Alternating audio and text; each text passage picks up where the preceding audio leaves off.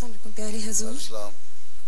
मेरे अल्हम्दुलिल्लाह तो बेटे हैं। अच्छा, बड़ी खुशी की बात है। 6 साल के। तो असल में ना मुझे उनकी तरबियत बहुत अहम है। अच्छा। जिसकी वजह से मैं ना आपसे ये पूछना था कि क्या आप हमें कोई अपनी पर्सनल एक्सपीरियंस में से कोई ऐसा एडवाइस दे सकते हैं? अपना नमूना कायम करें, आपकी नमाजें अच्छी हों, उनको पता हो बच्चों को कि नमाजें पढ़ने वाले जो माएँ और बाप घर में नमाजें पढ़ने वाले हैं ना, उनके बच्चे भी जानवर बिछाते हैं और अल्लाह ऊपर करके नमाजें शुरू कर देते हैं।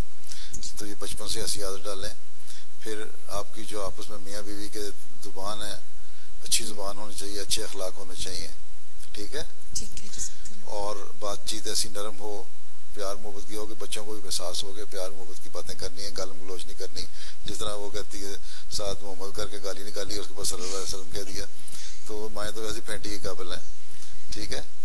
तो इसी तरह अपने नमूने दिखाएं हैं, और यही मैंने देखा है कि ये नमूने दिखाओ तो बच्चों पे वो बहरहाल असर होता है।